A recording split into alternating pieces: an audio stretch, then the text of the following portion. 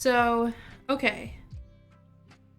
I didn't really mentally prepare for this or even like plan as a very specific thing I would say, other than just going with the flow on how I would try my best to speak my piece now that I've had a lot of time to reflect on everything and obviously finally have a space where spaces. I've actually had three spaces I was basically hopping between after everything happened.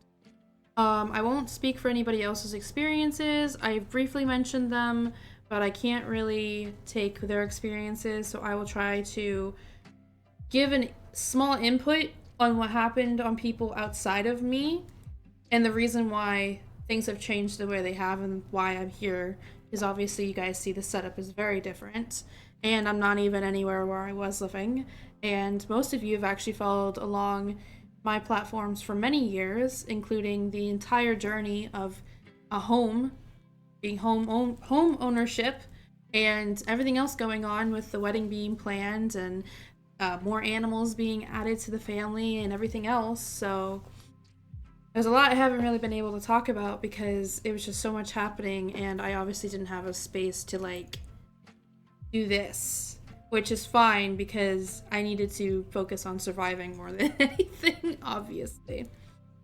But I will say I'm very tired of surviving, so there's that. And if you hear anything in the background, my lovely little fur noodles are over here on this side. Nova right now is taking a fat nap over the cabinets in the kitchen. All right, so where to start? We can start with the initial issue that brought to light everything that happened. Um, as maybe some of you know who are viewing currently or might view later, I'm not monogamous. I'm polyamorous, so I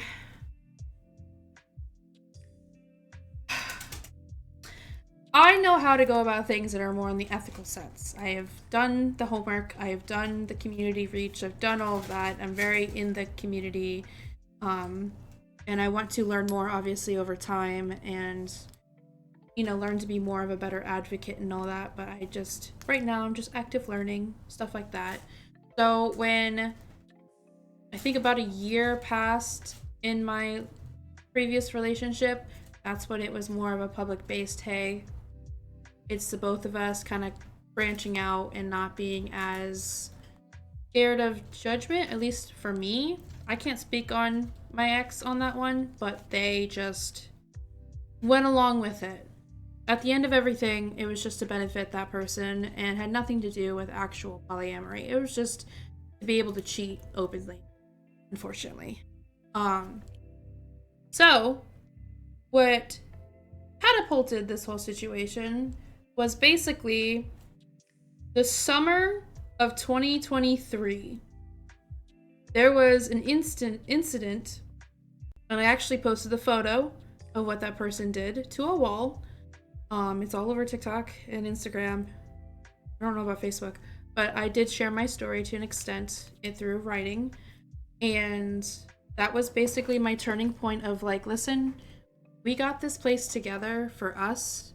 Yes, there was a third party involved at the time that was causing us both stress, so I won't take that experience away from them.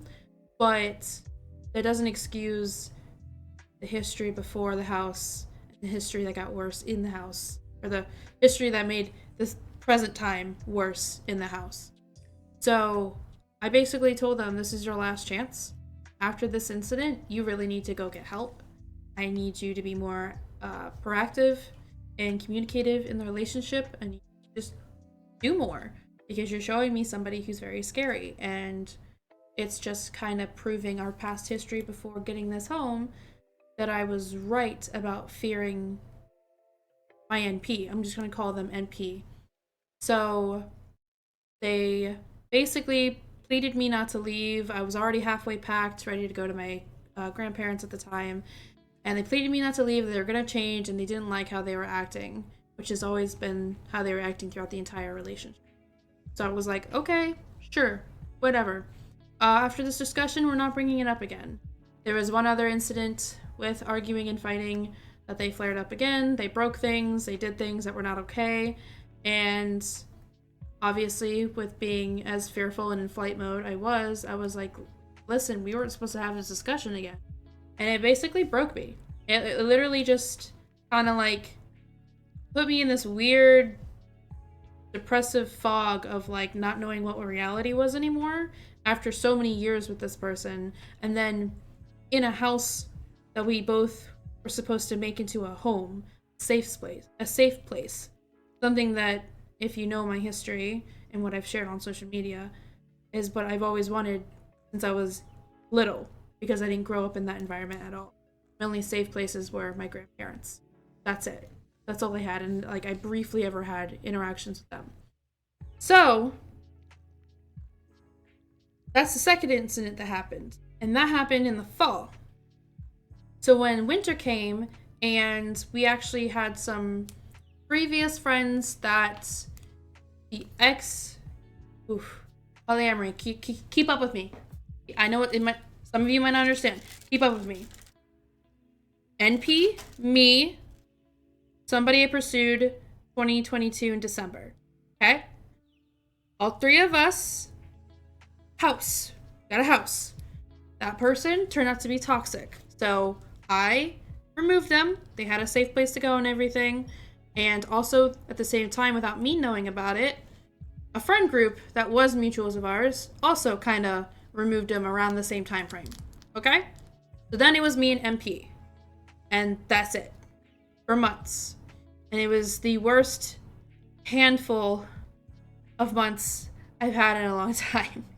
So, out of the blue, after I briefly talked to one friend about fostering, because I was fostering in September. You guys remember the 4 fosters? Maybe some of you do. I actually have one that's adopted. I talked to one friend briefly because she wanted to help. And I was like, sure. I thought you didn't like me. But sure, because my ex that I just removed from my life, that was a partner of mine, not my MP, a partner of mine, they said all these things about you people. So I was not even going to bother, because in the past, when I bothered, it never really worked out. And ended up not being worth my time or my efforts. So I just kind of like let it rest, let it be to peace. So I took the advice, fostering went well, blah, blah, blah, blah. That was in September. The other incidents I mentioned was in October. That was actually right before the live stream in October that I did with that person. And the entire live stream, that person was insufferable. My NP was insufferable the entire live stream. It was the most heartbreaking experience in my career-based, like, wanting to progress in my passions I've experienced in a hot minute. They basically broke me down the day before and then day of during all the breaks we were doing, and also left me to do everything when they promised so many times I was going to get help. Because they wanted to be involved. They wanted to volunteer. And outside of toxic dynamics, I don't beg for people's help. If you want to help, sure. If you don't, that's fine. No harm, no foul. But in a toxic dynamic, it got to the point where I was constantly like begging for even them to like not look at their phone all the time. That kind of thing. So in December, when those friends reached out to us again and wanted to hang out, I was like, I haven't been able to see my family in forever. I haven't been able to see any of my friends at all, my online mutuals, nothing. And I haven't even had the proper energy to stream, to talk to you guys, to talk to everybody on TikTok, to talk to everybody on YouTube. I have no energy because I was spending literally morning to night cleaning up after this person, taking care of our animals, more animals that they added to my plate, not their plate. I love them to death equally. Don't get me wrong. I literally like fought for them. Okay, contracts and everything. But it's not something I was looking forward to have on my own. Because they wanted more of a specific animal, and I was like, you gotta do more to, be the adult here and equally take care of them with me, please. They didn't do that. I was left to do everything. And then, plus my cat, which was fully my responsibility, because I wanted that cat. Anywho, so I'm exhausted. Friends reach out. Cool, great. We go hang out, having a great time. Bonfire, catching up, awesome. New friend pops in, boom. Don't know who this person is, but she's great. She's close to my age, and like she needed some help, and some things were going on. So I offered my help, even though I swore off helping people in general because of what my ex did to me the summer into the fall of 2023. So behind all the scenes of last year, that's what I was dealing with. It was two people who were very toxic in their own ways, and or the A word, the big A to the E word. Yeah. I found my worth by myself, stood up for myself with my grandmother, with that person gone. NP then kind of dug their claws into me even more. So that night, they made me leave early. Nothing was wrong. Nothing at all. We were perfectly fine. Everybody was having a good night. There was nothing wrong, and they made me leave early. So we went home, and the attitude just wouldn't stop. And I was like, okay. So there was realizations later on. But fast forward, my NP is pursuing somebody by themselves. I didn't want nothing to do with it. I wasn't ready for it. And because of mutual connections again, there was an old spark that I had a thing for years ago when we first all started being friends.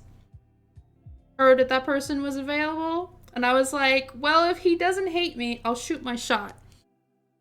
And I'm gonna just say it right now and get it out of the fucking water. We both dated the same person. The person I kicked out of my house last year and made a video about and like let you guys know what was going on, at least in that aspect, because like it was affecting my work, literally. They were sabotaging my work. Check out the YouTube video. Me ranting about it. Yeah, we dated the same person. Whoops. But point being is that person got in the way of us. Is the thing. Kind of one of those like weird, like unacquainted love situations. Because I was interested.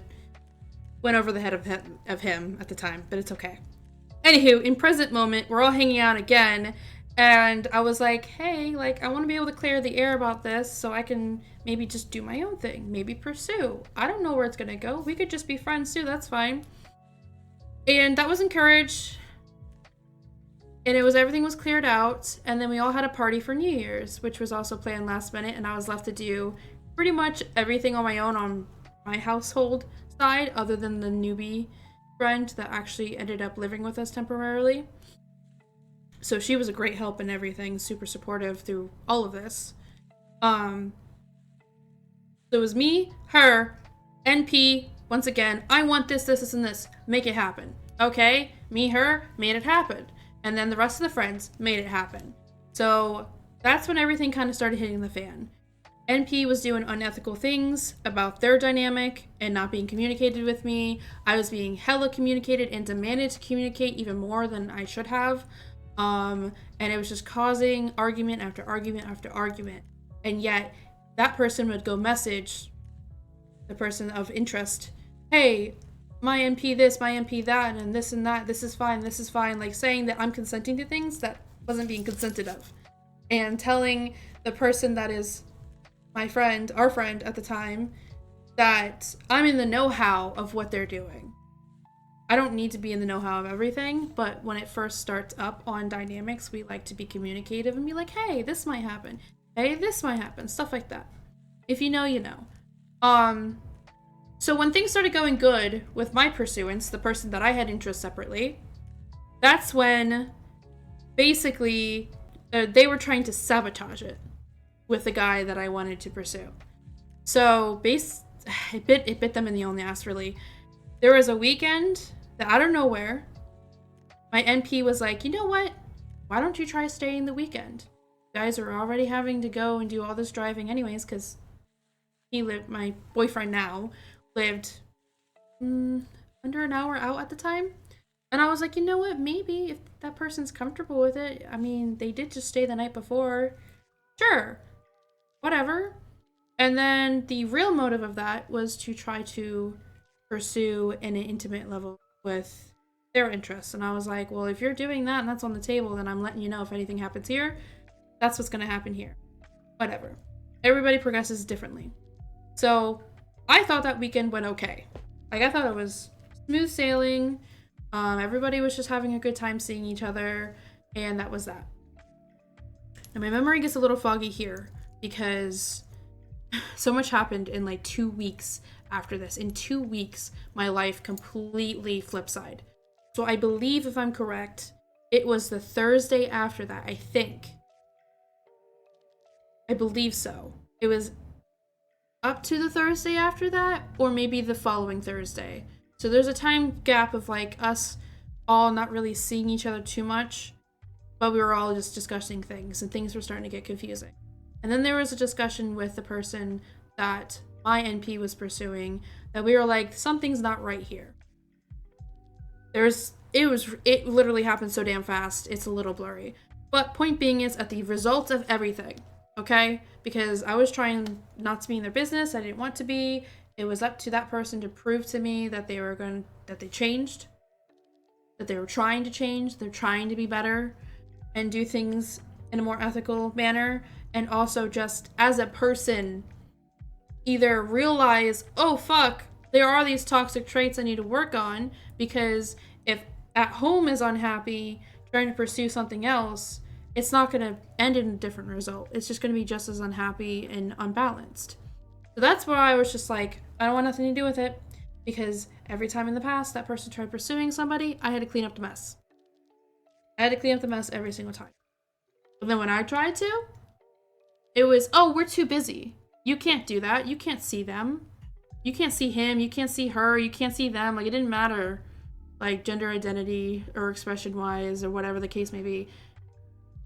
None of my relationships ever went anywhere more than like a date or two. And it was really depressing, honestly. And I didn't realize till after I was out of that relationship that's happening. Yet, out of nowhere, out of the blue, it's dropped on me that they're leaving for the night.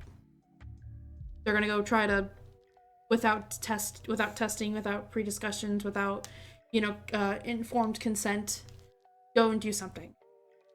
So there was a lot of instances with. Again, I'm not going to speak on somebody else's experience. I mentioned it briefly before by social media. I don't want to oversaturate it, but something very, in my eyes, unconsenting happened between my NP and that person. And that person kind of had to take a step back and do processing, talk to their poly dynamic or poly family, I guess I could call it. I really asked that. Anyway, but they went to have discussions, process it, kind of be like, what the hell just happened? And then she approached me, She approached me and she's like, hey, this happened. Now I want to know the truth. What the hell is going on? So I let on some things and I was like, yeah, I realized over time this wasn't okay. And I didn't even realize these were what my NP were doing to me. So what do I do? They were like, well, I need to handle my business first. So I was like, okay, I'll let you do that first and we'll see where that goes. They did. It was a weekend before the Ren Fair. We were all going to go on a trip together. Everybody was supposed to go on this trip. Like, everybody was invited to go. Everyone was going to go. All friends, all family, everybody. The night before I leave, it was a Thursday night. I remember that. That person, my friend, she said her piece, broke it off. Itchnay, done. We're done. I was already kind of foreshadowed that, and my NP was in the know it was probably going to end in that way anyways, that week of. So that night, NP, knowing that's what the result was going to be, creepily enough, now me and my friends have discussed over this for a while, offered to take me on a hiking date when the sun was about to set to a trail that I found out later on was never a trail, but a dirt road that was closed off because it just wasn't usable anymore. Red flag of I feel unsafe number 1. Okay? There's been previous discussions that I could delve in another day, but I want to make sure to give the bulk of the story, but not take forever. Alright. That made me uncomfortable, so I stayed in contact with the friend and with my interest at the time, him and her, that's the pronouns I'm using for them because they, whatever. I stayed in contact with them, so I was showing them my Ren Fair outfit. I was sending videos. I was like staying active in chat, just as much as I possibly could, just staying active because that's what made me feel safe that entire night. I packed. I tried to not feed into how do I put this? The woe is me factor. Like, this person was just like, oh my god, I can't believe this happened. I'm so heartbroken. Da-da-da-da-da. Like, I can't believe I messed everything up. And then was trying to ask me and goat me into saying we were going to be fine. And meanwhile, I'm contemplating leaving them in a few months at least. Like, I was done. I was like, that person said their piece. We had our discussions where the MP didn't even know about because we were hanging out. So I was able to actually tell the truth of everything that was going on with me the last several years with this person and realize they were just lying to me the whole entire time, the entire relationship. They literally wanted the relationship with me to benefit for them. We'll get into that later. So anyway, I'm packing, whatever. Huge fit happens. Huge fight happens. Where I'm like, I'm literally just packing. Minding my business, not feeding into it. Huge flare up. Immediately, the trigger warning alcohol comes out, and just a lot of just trying to get me to coddle is the only word I can really describe it at this point. Coddle that person for the actions and deliberate choices that they made. The deliberate actions and choices that they made towards a person. Because they thought they could manipulate her and harm her.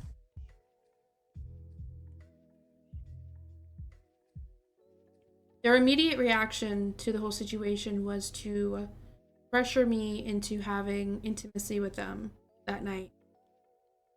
And I knew that they could tell that it was wrong, but it went from sad, sappy, guilt tripping to aggression real quick. And a lot of people who have experienced that in their lives, they can understand how that progresses. So, and then there was an injury during that intimate time with that person. And I couldn't sleep that night, for obvious reasons. So then I was really tired leaving for the day of the trip with my potential, my interest. And that Friday night, I'm in the middle of going to go get dinner with my interest at the time. And I see, because there were shared finances, okay? I know I didn't make enough. Make enough in the eyes of the person who financially abused me a lot. Gotta be careful with that word. Financially controlled me a lot. But whatever. Like, literally anything I made ever always went to them. And there was money that I made that they spent that night. They spent $200, trigger warning, on liquor. Big old box. The night that I leave. And then I called them panicking because I had a budget for the Ren Fair with my money. And I was like, hey, this wasn't discussed. This wasn't cool. We're already kind of like barely out of the, the bandwagon of financially being hit by somebody who just effed us over for like half a year on rent and everything. Now you're doing this the one weekend I go away as a way to cope with being rightfully dumped, technically, in a situationship. Barely a situationship. It literally lasted like a few weeks. Of course, I get screamed at immediately and threatened, and it went from all these apologies and confessions, and I did wrong, and I'm gonna change, and I'm gonna do better. I don't like this about myself. I can't look at myself in the mirror. I need to change my image. I need to do this. Begging, pleading, confessing actual things that I've been waiting for years for this person to actually admit they were wrong about, like truthfully wrong. The night before I left to the night after, Friday night, on the phone, screaming and demanding me to get therapy. Because they talked to one outsider friend that was a coworker that they didn't even hang out with in person.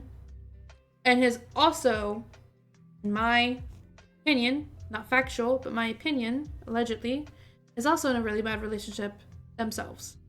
Like, I really feel for them, and I really hope that they either find something that progresses their relationship in a positive manner for the both of them, or they get out of it. But my NP based the entire situation, everything they did by themselves. I was not involved at all until I had to be questioned about my own relationship.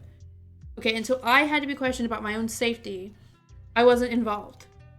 The actions, what was said, what was done, the sneakiness, all on my NP's own.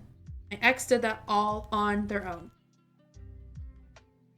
So, I'm getting screamed at for them spending my money, my budget, to get myself something small, to even get my ex something they've been asking about because they decided not to go to the Ren Fair trip for obvious reasons. So I was like, okay, well, I feel really wronged here. You literally just spent my money that, due to my situation in my home life, it took me months to earn. And, you know, I was saving it for something special. Okay, so I get screamed at, and the friend of theirs said that I needed therapy because I was crazy. That I was in the wrong, everybody was in the wrong, and they were in the right. They didn't do anything wrong, and I'm a terrible person, and I need to work on myself, and it's either going to be couples therapy or it's going to be therapy just with me. Yet, in the past, for flashbacking real quick, as a note to add, in the past when this happened once before, because it only happened once before, I spent the money and the time dedicating to therapy. I still have the notebook of all the notes in the seminars I took, because I even went to seminars. And my therapist then said for me to leave my partner. That it was deemed very unsafe. Just with the mind aspect with it. Just with the mental health aspect, not even the physical part, because I didn't even express the physical part yet. With the manhandling and the holes in the walls and the screaming and the yelling and things getting broken all the time. It wasn't even talking about that yet. It was just the dynamic of how the communication style happened and how I felt all the time around them. And just everything about how my mental health was always worse, no matter how hard I was trying to move on and heal from my past. Because my past was very ugly, and I wanted to finally grow from that and feel better. So, I did that. I had to prove that I wasn't crazy. That was a label that they put on me all the time. Because I was hurt in the past. Something that they wanted to just lovey-dovey all over and take care of and make sure I healed and make sure I had time to myself and do all these things for myself, which, as I've expressed on my social media before, wasn't that at all. There's a deep dive on that. Now in the far future, because this was in the first year and a half we were together that happened, now we're in the far future, and now, because they messed up on something by themselves, got outed for being the actual predator that I definitely had a feeling that they were, that I had experienced my own experiences of my own, that they basically threatened me, the relationship, or my livelihood, or just the stability in general, or aggressive driving was also expressed in a lot of my posts recently. I just didn't know what was real anymore, and I just kind of just gave up on fighting it. I was just like, okay, yeah, I guess I'm the problem because I'm speaking up. Problem because I'm expressing my emotions. I'm the problem because I have issues that I myself know I'm responsible for, and I've done a pretty damn good job handling them. I really have. And every time I got honed on to, like, realizing my worth and my capabilities and how,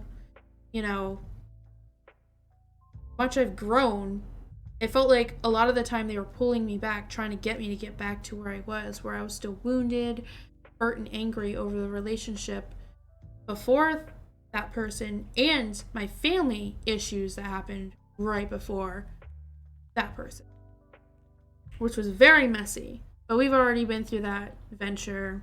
That's all over TikTok still. Jesus. That's already been discussed. So they witnessed a lot of pain that I went through. My NP, my ex, witnessed so much. So much. and use that as a blueprint against me for many, many, many years. A lot more than I should have stayed with them. And every time I wanted to leave, I did leave with nothing but literally the clothes on my back, my shoes, maybe even my phone sometimes. I was just like, okay, you're feeling this way. Apparently I'm not doing enough quickly healing. I'm not healing fast enough. I'm not progressing fast enough. I'm not famous fast enough, because a lot of it was about my ex wanting me to be big time person in certain categories. That's why I was flip-flopping a lot in my life over the years that you've all seen me change a lot doing. It was because every single time they would push me into a category and what they wanted me to do, because they wanted to be able to quit their job and be basically a house partner, which is fine if you're in a mutual pool investing in things and doing aggressive manner, and you understand the hardships that's going to come with that. You understand the work and the sleepless hours and just everything that comes with investing in something like that as a dream goal, where basically one partner is a creator and the other partner can quit their job and help the creator and just be a homemaker, basically. They wanted to never pick up their fucking finger to do work again. Okay, so I was trying my best in every category possible to make that happen. Because I wanted that for them, I wanted it for me. I'm tangenting. I need to get back on topic. So anyway, there's that dynamic with everything.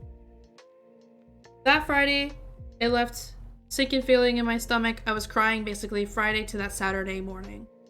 Morning? Afternoon? Morning. All of that morning. Because the next morning, I wake up. There's an ad. And it gets really rocky here, so please be patient with me. And also, just remember my trigger warning. I'm trying to censor as much as I can for the story. So, Saturday morning, I basically wake up to my ex, who went to the dentist for something, and it was really bad news for them. And I'm like, holy crap, that's actually really bad. And despite our relationship being on the rocks at this point, I'm still gonna be supportive and try to be like, hey, we'll figure it out. It's okay. Like, we can figure out a plan. Everything is going to be doable. This is something that you have been needing to prioritize and you kept putting off for whatever the reason might have been. So I'm just doing what I need to do to just be supportive. Even a friend would say the same things that I was saying, about how it's going to be okay. We'll figure it out. Like, how are you feeling other than that? And immediately I'm sent the longest goddamn paragraph possible about how this person, my ex, doesn't want to deal with my niceties or whatever the hell the word was. Honestly, I'm dumb. I don't know how to pronounce it. But basically, they were describing how I was pretending to be nice to them. Even though, we ended our conversation and continued texting the rest of the night as if, nothing happened and they weren't just screaming at me. And I wasn't spending my entire night reflecting my whole life with my interest that shouldn't have been dealing with any of this, mind you. The fact that he's been so patient with me, we'll brag about that later, but, the fact that the understanding and the compassion was just unmatched. So I was reflecting a lot with this person. It basically ate away most of our weekend together, up until Saturday evening. It kind of died down a little bit. So I'm sent this nasty message about how it's my fault that my ex was a shell of a person. Everything was my fault, down to their health not being that great, even though their health was proven with papers to be fine other than the dental work that they needed. And that was something that is predates us being together issues. Always been issues. And I have always been hey, take care of yourself. Hey, do this. Here's a program. Here's online resources. Here's a product. Here's this. I'm always like that. You can ask anybody I know. I'm you need something, I can probably find it for you. I'm a little internet mole rat. So a lot of the things they neglected about themselves was all things that I constantly, kindly, lovingly as a partner was yo, work on this together. I know how it feels to feel really down in the dumps, obviously, and not want to take care of yourself or have trouble taking care of yourself. We can body double a lot of things. That's fine. I live off of body doubling. Like, I get it. So they blame me for that. They blame me for their issues that they were making horrible decisions on, especially the giant financial decisions that we just made beginning of that year, which was the home, this unnecessary water filter. Yes, the water was better, but we could have waited. I told them to wait. They still jumped on the opportunity. Then there was other things that were part of our utilities that was going skyrocket that they wouldn't listen to me about until I proved them right with cutting the bill literally in half, if not more than half. And just everything with renovation. Oh my god, I don't even want to get on that tangent. You guys know about my Creating Home series. At least some of you would. Whoever might view this on YouTube, because this will be cut up into bits for that. But whoever was watching my Creative Home series, the amount of ugly behind that series, y'all. One day I will have a video about that. But I learned a lot in home renovating. What the hell? There's a hair distracting me. But anyway, I got the nasty message. It's basically blaming everything, even the things that they truthfully they confess to, and things that I had nothing to do with. So their pursuance, the person they were pursuing, they blamed me for their thing not working out. Thank you for the follow. I appreciate it. So they blamed me for it not working out for them. And they stuck with that ever since. They still stuck with that to this day. That I was the reason why it didn't work out. But I had zero affiliation until my safety was a concern because somebody else's safety was completely not in the moral books of that person. So, yeah. And I let it loose. I let almost 5 years loose in my response message. That after being caught in their lie, and there's textual proof, come from me, about them not blocking me the moment they sent that message. And they actually, I think I can quote it of the text message to my friend. I didn't want to argue the feelings. So when I showed up 2.5 hours later with 4 other people, my interest, the person that just basically dumped them in their situationship, and wait, was it 3 other people or 4 other people? It was 3 people, I think, actually. And then their partner. God, I feel like I'm missing a 4th person, though. Maybe it was just 4 of us. Brain work. I think it was just the 4 of us, not 5. I had witnesses. We basically packed as much as we possibly could of mine. And the first thing I did walking into that home was throwing the bank card because my ex decided to take my money, lock me out of the bank by reporting something on fraud, so then I couldn't get on my side of the bank anymore, and then had everything blocked from messaging possible. Okay? I walked into that home with the people that were helping me to pack. Again, trigger warning, I'm just trying to be as not getting in trouble as much as I can on Twitch. The whole house smelled like gas. I haven't been able to verbalize at all about this yet, that much. I did write a little bit about it, but I walked into what was supposed to be our home and it reeked of gas from the stove. Like, made you immediately sick. Immediately sick. And I found my ex on the couch, bottle in hand, scrolling on their phone, as they always did. Apparently oblivious that the house smelled like gas. Now, I can't speak for personal reasons or motives. We can only guess because they were lying the whole time about it. We can only guess what the motives were. And honestly, whether I was leaving that weekend or not, I can tell you with confidence, my ex would have still done that, if not succeeded in whatever the motive was. All of the animals were in that home. Animals that are extremely sensitive to things like that, which were 6 ferrets. and my kitten.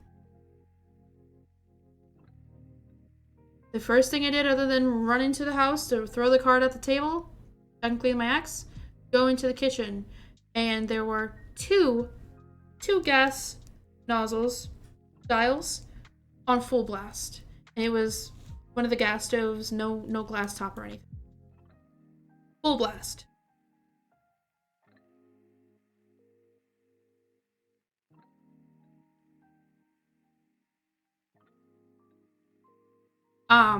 Some of that reality has not fully sunk in, but saying it out loud kind of hits hard right now.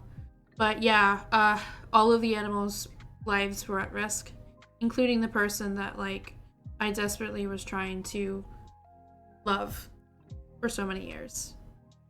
Just oblivious.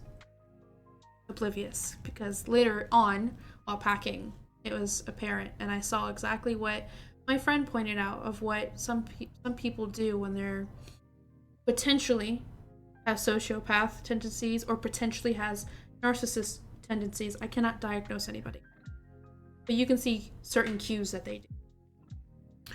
So everybody immediately rips open the windows and is trying to air it out as much as possible, withholding the screaming. I wanted to scream so much. Start packing all my things, get everything as much as possible, essentials, stuff like that. And then this entire time, my ex is tailing us, being like, this is unnecessary, this is unlawful, you can't just walk in here and take your things. And it's like, you do realize not only was there a notice that I was leaving in 2.5 hours, but I legally can go into my own home anytime I want and use my own house key to get my things, to leave you. And if me as a resident am inviting people that aren't causing any violence or harm are coming in here to help me because my life, and now in the most obvious moment, the animals' lives are at risk and your own, it's very lawful and legal, and I was working within my right. And my ex was preaching all this to the one person in the room that literally does this for a living. It was just like, what are you talking about? In what world? And at one point, while packing and everything, they were running their mouth, and I basically just kind of stood my ground, and I was like, I'm in my legal right, and I'm gonna take my stuff and I'm gonna go. Like, you can't tell me nothing. And then they proceed to try to charge me and get in my face, like they were gonna start manhandling me in front of everybody. So that was broken up. And there was recordings going on, notice of contracts that are going to be written, and you know, there was one point I was like, what are you going to do? You're going to call the cops on somebody who's a legal resident, not causing any harm, collecting my things because I feel like my safety is at risk, which is labeled under DV at this point because of what you're doing? And you're going to expect the authorities to come into this home and not question you on why you had the gas on full to the point where it's making people sick minutes of being in here? Minutes? We were stuck there for at least an hour or two, packing as much as possible.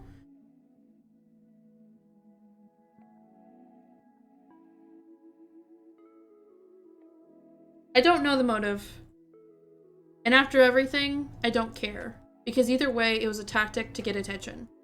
Either way, it was a tactic to cause harm. Whether it was self-sabotage or not, as a partial percentage of it, this person has done some disgusting things to me, deplorable things to me, since the very start. This person took advantage of me in an already horrible predicament in my life. 2.5 weeks escaping a ring circle groomer, basically, who exploited me before I was 18. And I was healing from a very, very, very, very severe and permanent brain damage and eye damage situation from that person right before my current ex that I just left, ex-fiance.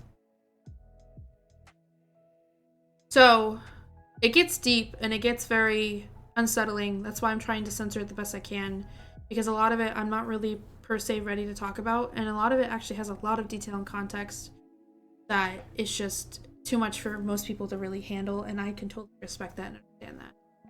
So I left my ex at January 13th officially, and I basically just had to do what I possibly could. So at first I demanded the ferrets that were in my name. I also brought my cat that day to my friend's house. I couldn't bring the ferrets at all. There was no way I could get the ferrets without my ex going into physical defense at that point. For some reason, there were some weird possessive things over these animals, yet never took care of them, and we'll get into that too. Okay. I leave. Cat, my things, safe at a friend's house. We all still had plans to go that evening to a Ren Fair concert. Okay, all that is happening. We go. I try to have a good time, whatever. I spent the rest of the weekend crying. So then I'm basically spending weekends with my, I'm just going to call him my partner at this time because we were talking for a bit. And then my friend's house, and occasionally visiting my grandmother because she was very concerned, obviously, and I was actually being very open with her first time in years. Because, you gotta progress and do better and reach out for your support system when you realize you can. So basically my entire support system from January, still to now, but like January especially till after our move at the end of March was my grandmother, my friends, and my boyfriend. And then whenever I did speak out to the community and share things here and there, it was always my community too, wishing me well and grateful that I'm still here. We've read up contracts. There was a lot of intermediate discussions. I didn't have to talk to my ex directly through all of that. The same person that my ex hurt was the one doing all the talking and the contracts and the communicating, tolerating that for me. That's a huge thing a person can do for another person. Because we all knew the moment that my ex tried to communicate anything with me, it'd be argument after argument and manipulation after manipulation, and then trying to get me to move back in. So my plan to move in a few months turned into within the week, within the day of being like, damn, I'm actually going to have to leave this for a few months, figure my life out by myself. So it was really rough and it was really ugly. There was a lot of lying that we all have textual evidence of, video evidence of. There was putting the person that was a new friend of mine, putting her in danger, her uncomfortable, her friends uncomfortable, rolling into their 30s. I had to think of a way to explain that. Rolling into their 30s, preying on people barely 20. I was barely 20 when I met that person. So it's borderline, you know what.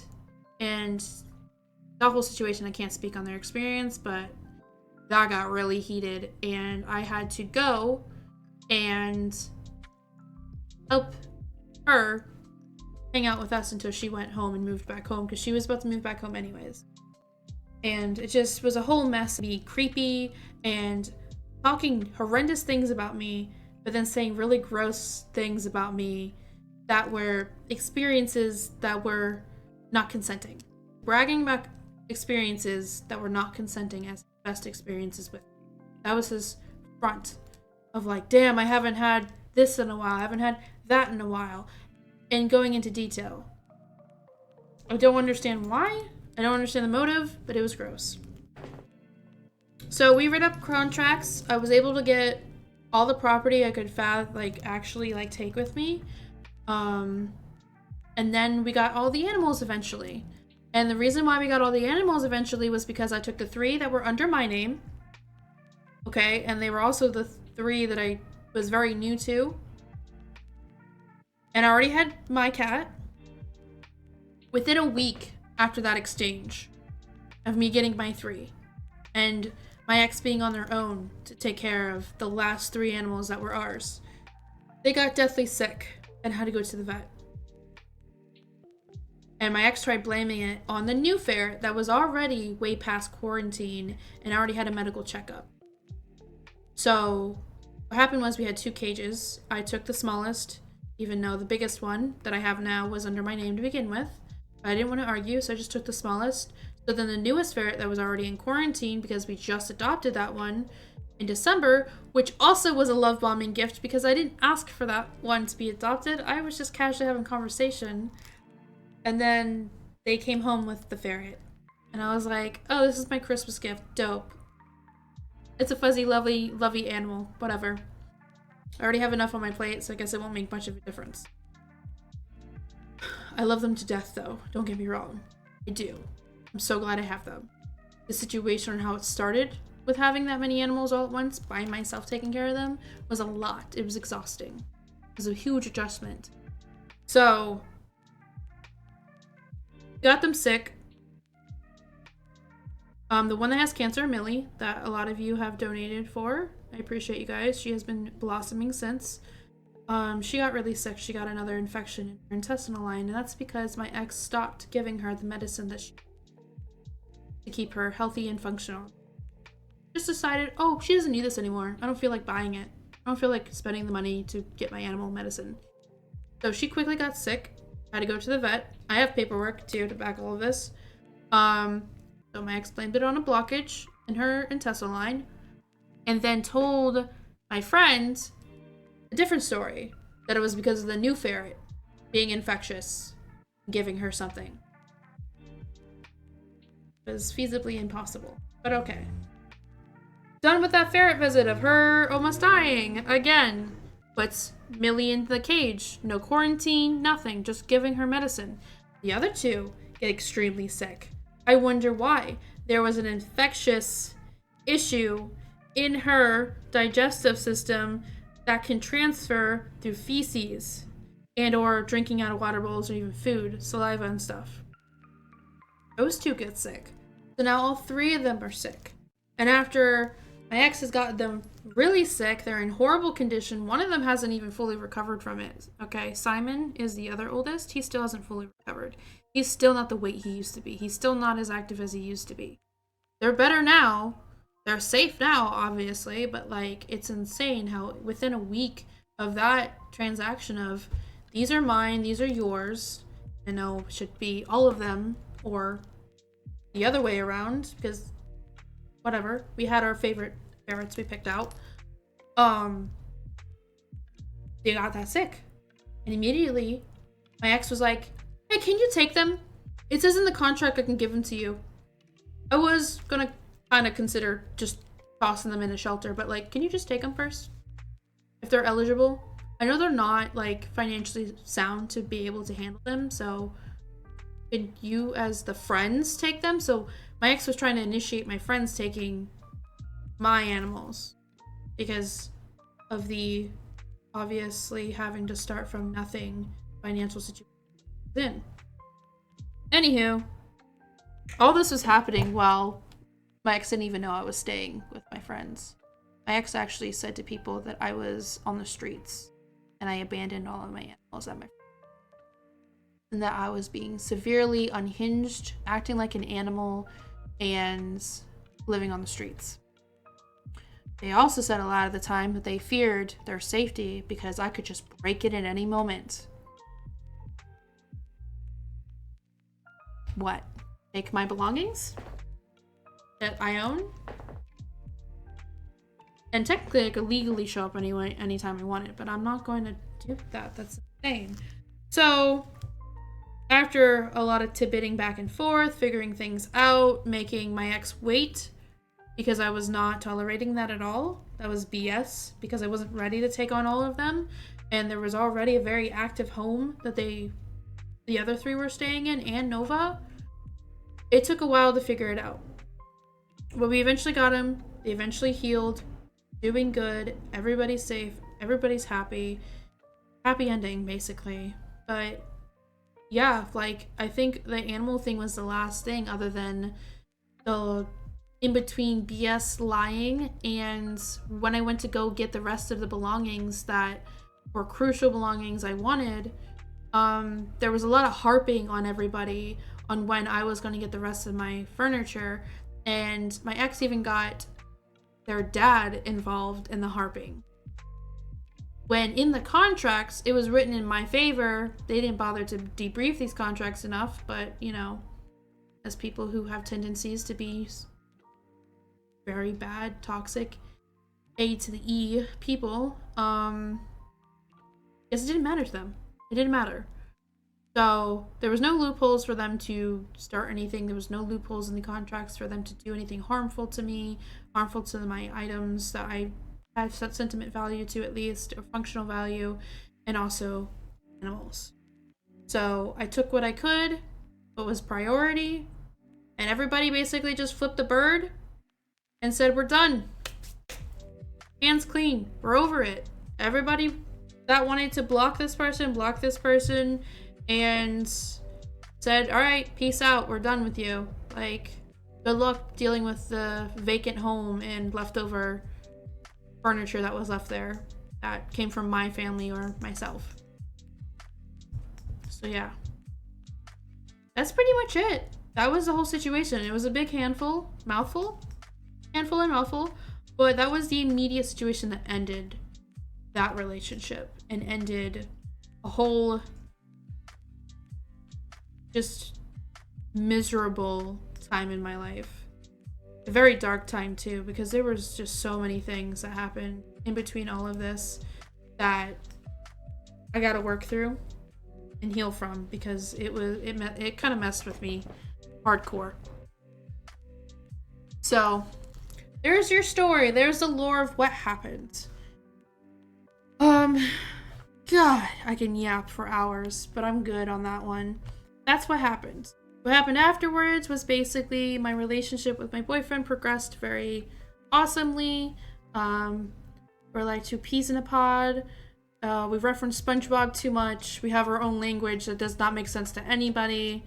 Literally nobody would understand what we're saying when we make those incoherent noises. And now we live together, hours away from many towns that I lived in, homeless or with very toxic people. And we're still friends with our friends because my boyfriend is very close friends with that whole group of people that helped me realize that I'm worth more than what I was treated. And then obviously I have to thank my family too for having their part in there too. As I mean, considering the family dynamic from childhood into young adulthood, I'm still in young adulthood, but you know what I mean, the beginnings of it. It was really hard to have a relationship with them because of the interference of my narcissistic mother, essentially. So yeah, it was a lot of eye-opening experiences, and one thing that my grandmother told me was that I was too good at hiding my problems, that it was kind of scary sometimes. Because a lot of the times where I went no contact, whether it by the influence of people I was with or just my own mental health, it kind of hit home, and it kind of changed my perspective on things, where like, even if I'm uncomfortable and I feel undeserving of that help, I still need to ask for it if it's needed, or just learn to be more accepting of it, because it's not a shameful thing to go through, is to accept help from people who actually do care about you and have no weird motives behind it. Because there's been times in the past, I'm sure everybody's had a string of this, where you think you're going to get helped by somebody in the sense of like trying to progress and do better in your life, and then it ends up just them using you or hurting you in the process, getting things from you, or just for sick kicks. I experienced a little handful of that. So it took a lot for me to just take that leap of faith that I was doing the right thing for myself and my animals. And I'm glad I did, because if I just went into the whole fighting and not, how do I express this? Hiding from the truth continuously, then I don't think I would be in this position at all. And it's kind of crazy because what's going on in my life now is basically like what I've always wanted to happen in some concept for years and years and years and years.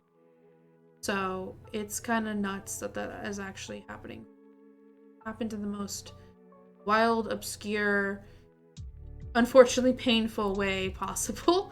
And I'm just like, please continue to do better. Please continue to be better. I don't want to go down that road again. Please, no more character development. Moving forward from this point, has it changed anything for you in regard to polyamory? I guess like how you'll navigate new relationships while you heal from this trauma. Okay, but Twitch did ask, someone asked a really good question. There's always going to be everybody having their own baggage and life messes and even really painful like personal growth periods in there. How I view it as future based, because I'm on a hard break right now. I'm kind of just like being a little selfish in a good way of like, hey, my life's about me right now. I'm really enjoying the person I'm dating and living with. This is something, it was an on and off interest with this person for a while, but it just never clicked because things got in the way. Life got in the way. So when it comes to the future with polyamory, how I've always viewed it was that my goal is to reach a really good pivotal flow, because there's no set stone with it, but a good pivotal flow of enjoying myself, enjoying my company, being more in tune with my worth and valuing myself more. And my partner now is my NP. Okay? My NP for realsies. That's the person I'm probably going to be spending a long time with for very personal but great reasons.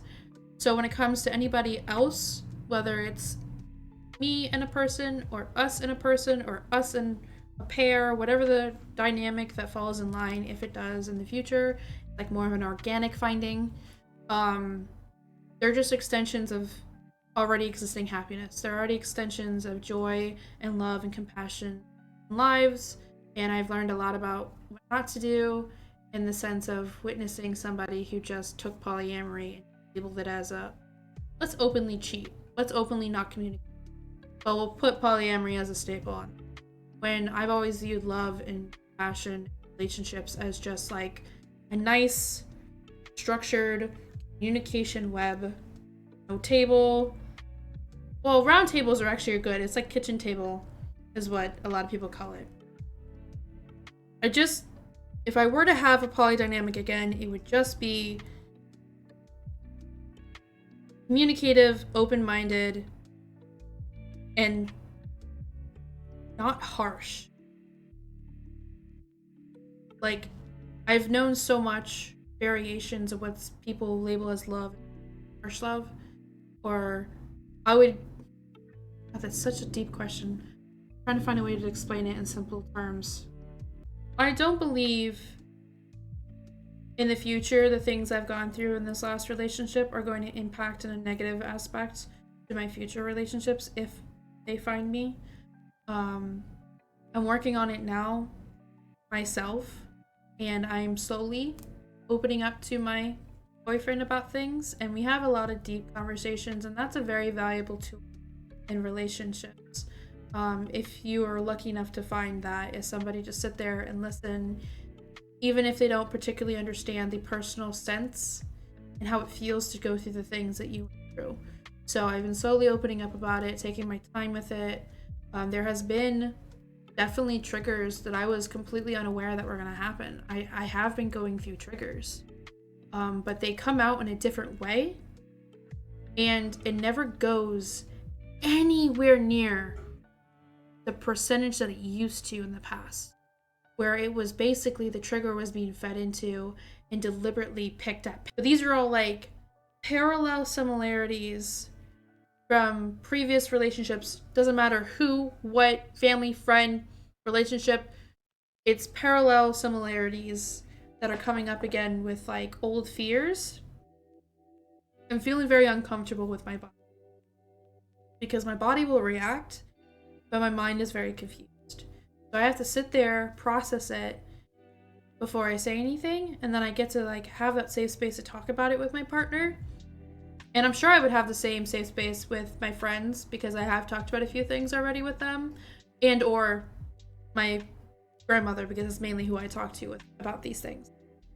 So I'm waiting for that to be appropriately worked through before I even consider anybody else in any relationship, because I don't want that bleeding into other relationships.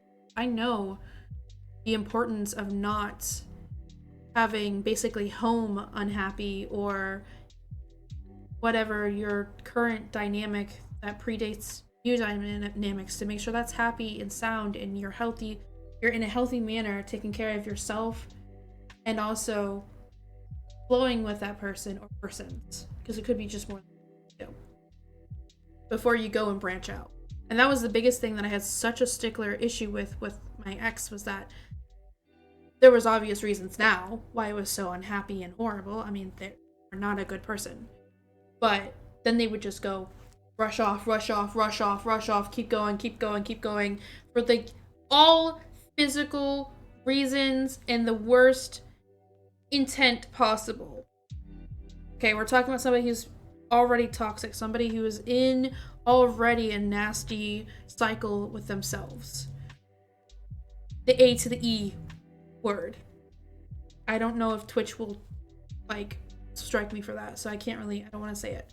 But yeah, it changed a lot. I know what I want. I know where my standards stand. I know how to approach things. I actually have been told multiple times that my start out, in the 6 years I've been open about being polyamorous, that I've been doing pretty good and I have a level head about it. And that doesn't mean I'm like set to go and it's a permanent fixture. There's so much to learn. There's so much to change over the many, many years of my life. And I have so much ahead of me that, like, I'm going to learn something here and there that's going to just continue to better how I approach polyamory. So, yeah, I just know what's bad for it. But I had to personally be a survivor of more than just bad dynamic relationships, something I would never wish upon anybody, or understand the mindset behind it. Just selfishness, not actual wanting to build with somebody or some people altogether. But yeah, I don't know if that answers your question. That's pretty much those loaded questions, but like, it was a good one. It did change a lot. I don't think it has a sour taste in my mouth, just because I experienced somebody who was very, very bad for me and others, does not mean that polyamory is ruined for me. It was a bad, dark time in my life, yes, very bad, but I'm a lover. I'm not gonna let that sour that. Can't change my core. My core is to be very sorry, I'm dying. To be very loving and compassionate and just do me. So it didn't change my perspectives on it, other than to know what's good for me and what's bad for me. And then as for the trauma stuff, well, it's best to always try your best to ground yourself and keep grounded in a steady pace before you go and perceive new people, because you don't know what they might bring out of you on accident. And if you're also not in a healthy mindset, you don't know if they're going to deliberately have bad motivations towards you, which is going to have you in another toxic cycle with another relationship outside your other ones. Oh yeah, I totally understand. They were really good questions. Really good questions. I'm just like, how do I answer this? This is so good, but I don't know how to answer. But yeah, that's how I kind of feel about it. Oh, thank you for the follow. Appreciate it. I'm so sorry. I kind of got lost in talking. Thank you for the follows, guys. Much, much, much appreciated. Woo! All right, but yeah, based in dynamics and everything, I'm just gonna be a little selfish and do me. Feel more in honed with my skin again, and my soul, and my mind. When I ended that relationship, left that person, and everything was completed to its full cycle, done, never have to see them again, never have to talk to them again, I honestly thought that was enough closure for me. because I already experienced so much closure outside that relationship about so many things. But moving forward, because I'm excited. Nothing is set in stone. This is just kind of like spitballing ideas and trying to get back to what I have been wanting to do. Not what somebody who wants me to perceive myself as on my platform wants to do. But before we do that, I'm not even going to put y'all on break. I just need to go grab more coffee. As I've briefly discussed on my platforms, I am trying to seek a part-time job at least. I was hoping this area would be better. About corporate part of this area would be better than where I was living. And so far, every place has said that they were hiring, and I've called up and said, hey, I can go in there in person. They've all insisted I do it online. Don't try coming in person because there's nothing they can do. Sent in my adulting papers, heard nothing back from everything. There are some small shops and some cool little cutesy places I will try next, but due to my mental load of processing 5 years of trauma, basically, and also getting injured twice now because I'm accident prone, and as me and my boyfriend say, I fight inanimate objects a lot. I sprained my wrist last week. I sprained my ankle last week. It was like the inner ankle and under my foot is all pulled and mangled. It's doing better this week, but it hurt. And then I think like a few weeks before that, I slipped going into the shower because I hate the coating they did on the tub. It could kill a man. But I basically have an indentation on my shin. Probably should have gotten looked at, but I was stubborn, so I didn't get it looked at. I can walk, I'm fine. But it's constantly feeling bruised, and it's literally the indentation of the tub because it was such a quick, aggressive fall that I had zero time to process. I just pulled every muscle in my body to save from going flat in there. And then the other one I can't talk about because reasons, but I made jokes on TikTok about that fall. And yeah, I sprained my ankle. I made my knees crunch like I was 80 years old, and it sucked. It really sucked. But yeah, so I'm also recovering from that. But that's okay. It's okay. Even if I got an interview, I wouldn't have been able to really do anything because I couldn't walk for like a week, right? And I can walk better this week, thank God. But I get these massive cramps right now in my leg and in my foot. It hurts so bad. I don't know what that is about. But aside from that, and no luck on that, I'm trying to get back into my content. So here I am on Twitch. I was very, very, very, very, very nervous.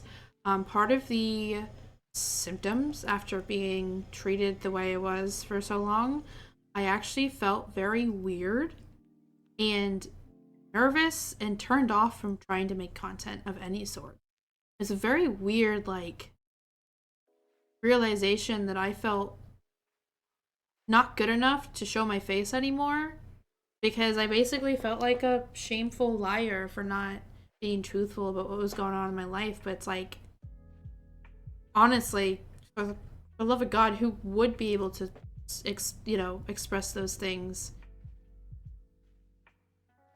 and be safe? You know what I mean? Like, that's just like shooting your own foot at that point. So, I don't know. Because I'm an advocate for mental health and advocate for survivors that have dealt with DV and other terrible situations. And I myself feel most responsible for what I went through for 5 years. It's crazy because it's not that. I was going through a very heavy mental fog and was being gaslit aggressively and love bombed.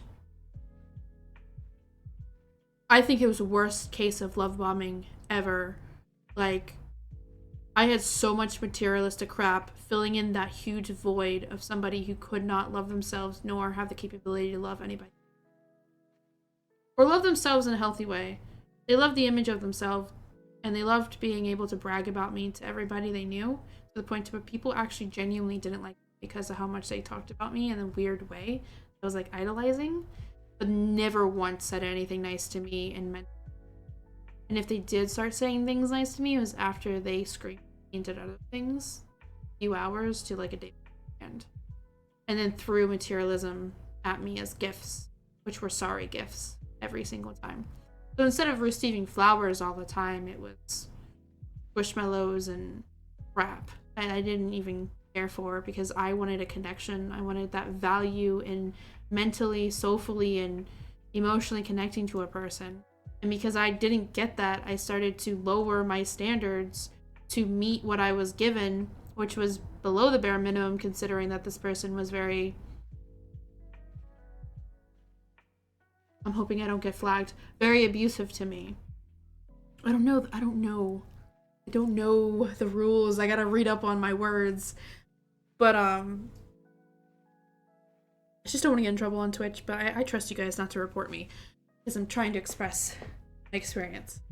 So, yeah. It was a lot of materialism, which... Excuse you, Simon, are you good? That was aggressive. Which, in turn, did help, me realize, like, what I still value in relationships. Simon! I'm having a serious conversation, sir. Can you scratch yourself in a less noisy area? Okay, he's done. I'm so glad I have it zoomed in a little bit, because he just took a fat dump. And you can hear it when ferrets take a dump. So I had to, like, not talk to save you guys the sound. Because, bless you. And it might have caught on the mic if I was talking at that same time. Anyways, but I learned that my values still stayed the same in relationships, where, like, it is quality time and personal time and a lot of talking, what I like to do these days, over any materialism you could throw at me. Like, yes, gifts are nice.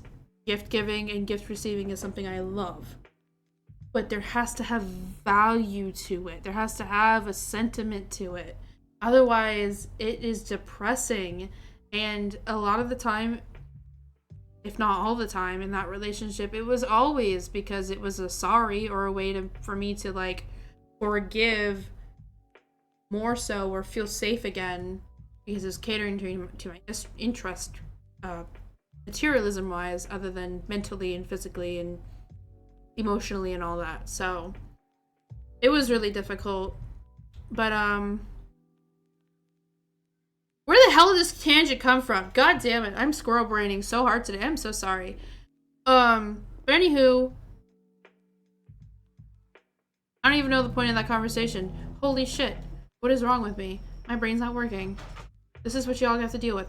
Oh, right! It was stemming from what I'm doing. So, jeez, this is where I start to fail. I'm sorry, guys. So, streaming. Hi. We're back. I don't know the schedule yet. I will throw it in when I can. The partner that I'm with now, that's his setup back there. We are planning to stream together eventually. I don't know when that's going to start, but we are planning to. On my end of things, it's working to where we can stream in the same room, and, you know, the funness of that. Then there's YouTube, which my main channel will still be mainly streams and highlights. If I have time to edit, now that I'm not slaving away cleaning all hours of the day, I probably will actually have time to edit and do things. And then there's TikTok, of course, that some of you have seen me progressively every Thursday at least. I will either dress up or I'll be cosplaying. So every Thursday I'm trying to have something, while also trying to get it part-time, but I've had more luck with my platforms since returning than a day job. So anything helps. Your engagement helps, I'm telling you, because that'll help for the future, because I am still sticking with this until I hopefully make it. So I am being more progressive and more, like, having the time to plan things and come up with ideas. So I'm brainstorming a lot. I want to do a series on my TikTok where you pay, like, depending on how long I can make this series, it'll be a videography series I've been wanting to do. I've been drafting this forever now. I just haven't had the confidence in it.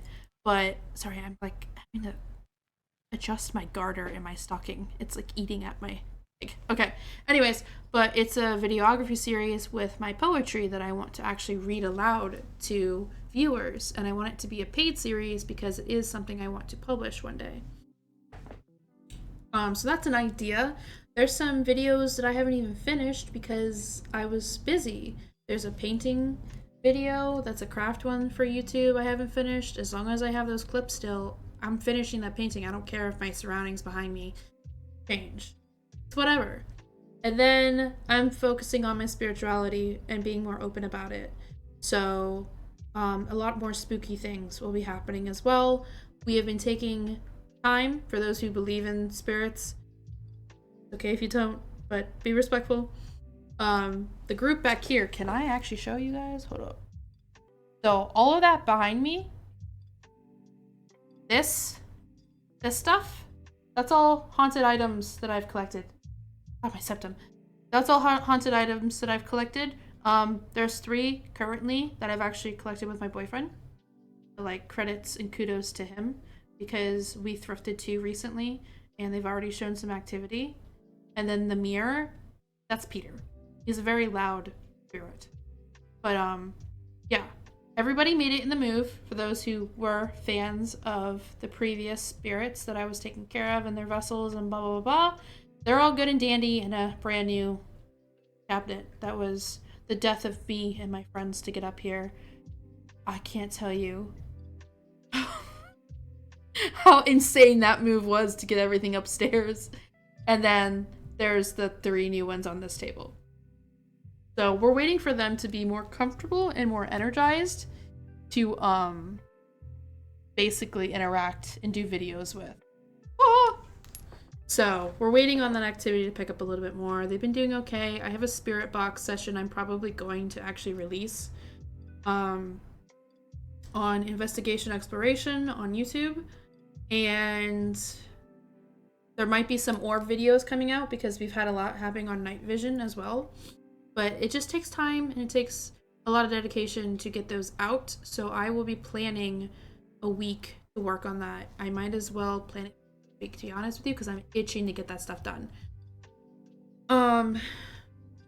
So yeah, it's just, that's what my career focus is to be a streamer, be a cosplayer as a hobby, and makeup artist as a hobby. It's something I definitely would get into as a career, but it's not something I want to dedicate all alone. I want to do other things. I'm a creative person. I do a lot. And streaming like that, with streaming here, there's our chit-chatting or I'm gabbing like this for a few hours. There's the cozy games, the intense games, haunted nights with investigation exploration. My partner will be involved because he very much is into stuff, which is how amazing it is to have common interests with your partner. I know it sounds so silly, but the fact that I even have any common interests with my partner, out of the water. And it's like my biggest passion too. So the haunted stuff is definitely a big career focal point. And then things with writing. I want to be able to finish my goddamn novels. I have novels. Hey, hold up. Hold up. Let's be for real right now. Hold up. I have a huge novel. I'm actually in the process of renaming some characters, which is a very long thing to edit. And also renaming the book itself because I outgrew when I first started it. I started this novel when I was 13. Okay, it's an adventure novel. I'm trying not to have too much romance in it because I like the action, the gore, the death, the drama. So there might be some romance integrated now because I'm changing some things now that I'm an adult, still working on it. So I started it when I was 13 though. And it's going to be dedication to my grandfather that passed away at 15 that was like super on my writing. But this one is all creating home stuff in here. This is the new, there's not too much in here, but like, okay. It's okay. You guys get a little peek. Get a little peek. I'm not going to read anything, but you get a little peek while I flip through. It's not too, it's,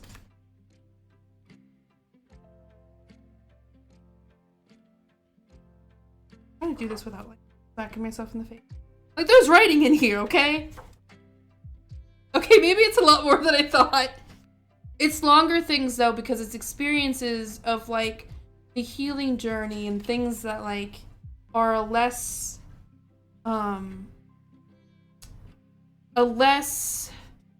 doomsday look to it. It's the after. I'll explain it. I should have started with He Thy Thorns, honestly. This is creating home. This is what I got so far transferred in here. Okay. And then Heed Thy Thorns. There's more I have all throughout other journals growing up and everything. But like, look at the stickers. That's my sticker. I designed that. And then there's these in the back. Also, my sticker, my sticker, my stickers. Those of you who shopped up my Etsy before it died. Your OGs. But this is Heed Thy Thorns. This is what I started with. I started this 5 years ago officially as a project, and it's basically all of the realizations and the experiences of what it feels like on a artistic aspect to go through certain variations of trauma and bad experiences and mental health spills, and just like that real poetic slap to it to what I did to cope, because all of these are written through some seriously serious times in my life. So like this one, like, see, I even have it like but like get a little peek, but like, you know, just gonna uh uh mm so I have a good handful for the poetic books that I want to one day publish, you know. And then sometimes I do share these in quote form on social media. But these are more of like the darker, angry feelings, and that's pretty much it. What I've wrote down so far, how many in here is 60. That's 60 poems. And like writing prompts basically. And then Heed Thy Thorns is in this one. So, and then the other novel is digitally saved right now on a flash drive. And that's 19 chapters long, almost 20 chapters. I want it to be a one-shot book. I originally wanted to be broken down in series, but I was like, I don't have the endurance like some writers do to do that. So it's just like, let this be a nice, fat, nice, delicious book for people to read about a tragic vampire princess life. Because it's about a vampire princess that lived in the human world, got dragged out of it dramatically because of how the system in the vampiric / fae world works, and has to like fight for her kingdom and her fight her urges, her dark urges and stuff like that sometimes come with like the vampire life. And I'm changing the aesthetic and the vibe a little bit into deeper, ethereal, Victorian / 90s vampire glam, 80s vampire glam even, because I want it just a little more emo, a little more pizzazz. It's already got like all the fae stuff and the cool stuff that I've learned over the years with reading books and watching certain series, shows and stuff growing up. So I'm really excited. So like now that I actually have my own autonomy now, that's sad to say, and my own time to like truthfully dedicate on what I want out of life now, those are the plans. I want to be an author. I want to publish my own books eventually. I wanted to make time to also show you guys the ferrets real quick before I go. So we are going to go over 5:30, but that is okay. We're actually going to just start with Millie. You know, Millie is the hot focus out of all of them. There. Out of all of them. So here's a Millie. She's very sleepy. She's super. There's a Mills. Oh.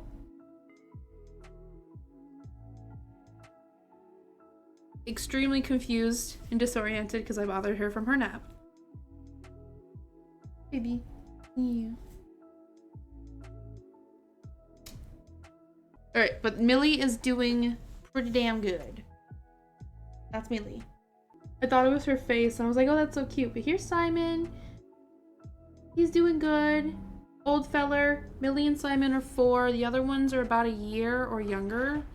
So these are my oldest. And he was cuddling the youngest. Penelope was wide awake as per usual when everyone's napping. Penelope.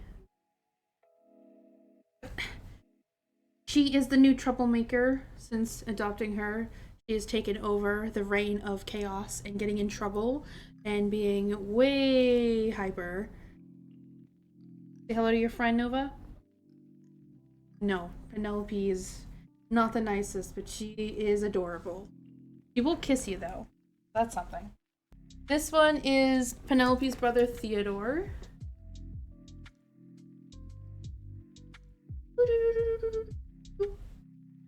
So this is a cute little stinky boy. Alright. Want to say hi to Theo, Nova? They're pack animals, so this is Rhea that was living with them. This is their sibling, if you will, but not actually from the same litter. This is Rhea. She's a sweet little gummy bear baby. We also nicknamed her Possum because she used to hiss a lot like a possum, but that's just because she hated the environment she lived in before the move. Now she's even sweeter than she was before. She doesn't hiss anymore. Yeah, she's a lot happier now. Like the last one, that was a single adoptee because she didn't have any pairs or anything with her, is Fiona. My little butterscotch baby. Also a troublemaker, but in her own way. There is so much animal fur on me. God damn it. Yeah, she's a cute little baby, and she's the youngest. She's about... You were 5 months when we got you. Oh god, that was in December. So 6, 7, 8. Like, she's about 9 months now, I think. But yeah, little butterscotch baby. Very sassy. Towards one of them. Guys, they are thriving.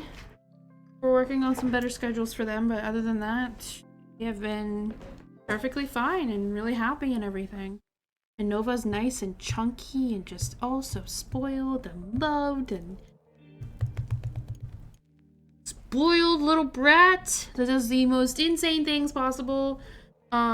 This morning I got up from doom scrolling a little bit on TikTok, and I actually didn't hear any of this go down, but she took the carpets in the kitchen and completely dragged one out of the kitchen and folded it up.